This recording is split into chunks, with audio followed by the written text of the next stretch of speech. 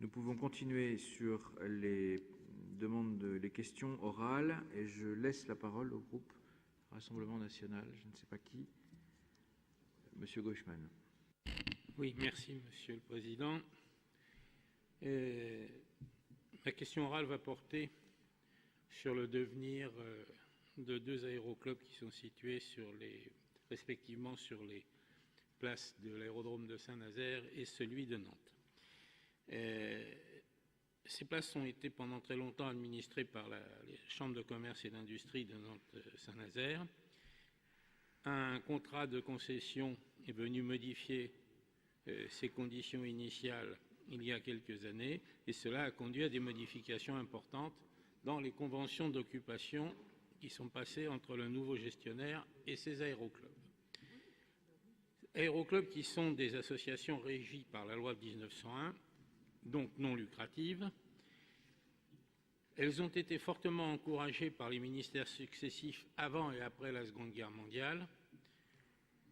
Et c'est même quelque chose qui avait démarré juste après la Première Guerre mondiale, constatant qu'il y avait un besoin de formation en pilote extrêmement importante dans notre pays et qu'il fallait s'adresser, c'était mieux, disons, à une population relativement jeune, donc généralement non fortunée.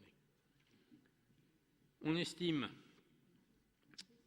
qu'actuellement, environ 2/3 des pilotes professionnels, qu'ils soient civils ou militaires, sont issus de la filière des aéroclubs. L'administration française reconnaît ce rôle formateur des aéroclubs. Citons notamment le rectorat des Pays de la Loire, qui a confié à l'Aéroclub de Loire-Atlantique la préparation de l'examen du brevet d'initiation à l'aéronautique, ou encore l'association Envole-toi, créée conjointement avec l'ACLA par le Comité régional olympique et sportif des Pays de Loire. De nombreux partenariats ont également été conclus, notamment avec l'armée de l'air ou encore Airbus ou Air France.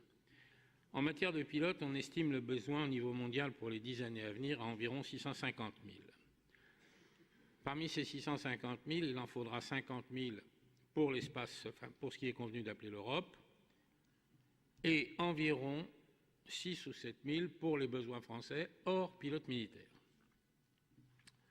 D'ores et déjà, cette pénurie de pilotes se fait sortir chez nous. Les formations du type de l'École nationale d'aviation civile et formations militaires se sont considérablement réduites et ne permettent pas de satisfaire ces demandes. Or, ces deux aéroclubs risquent de cesser leur activité car ils ne disposent pas des moyens financiers leur permettant de satisfaire les exigences financières imposées par le nouveau gestionnaire qui est AGO, Aéroport du Grand Ouest.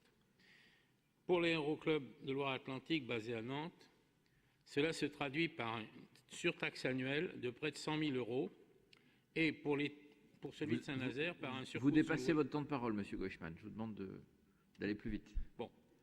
Les conditions du nouveau gestionnaire ne sont pas compatibles avec la survie financière de ces aéroclubs. C'est pour ça que je demande à ce qu'on veuille bien accorder une certaine attention à l'examen de ce dossier et éventuellement le faire figurer sous une forme ou sous une autre dans une future renégociation contrat de concession portant sur ces aérodromes. Merci beaucoup, Monsieur Brancourt. Est-ce qu'il y a d'autres demandes de prise de parole? Non, Monsieur Brancourt.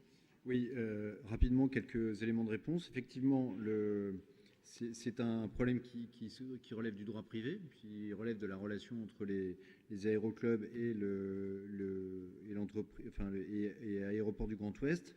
Je rappelle que le chamboulement, le rebattage des cartes est lié quand même à une décision unilatérale de l'État, que c'est l'État qui est le seul concédant au délégataire AGO, et donc Vinci Aéroport, et que le futur délégataire n'est pas encore connu. Donc, dans ce contexte-là, bien sûr que la région se doit d'être attentive à ce type d'acteurs et d'activités, on le sera. Mais en revanche, je tiens à dire que nos pouvoirs sont illimités, voire inexistants, dans la mesure où nous ne sommes pas actionnaires de Vinci ou sans doute du futur délégataire. Nous ne sommes pas... ce n'est pas la région qui concède, qui signera le contrat de concession avec le délégataire, et il n'est pas du tout certain à ce jour que nous soyons associés au cahier des charges pour le futur appel d'offres du délégataire. Merci, Monsieur le Président de la Commission.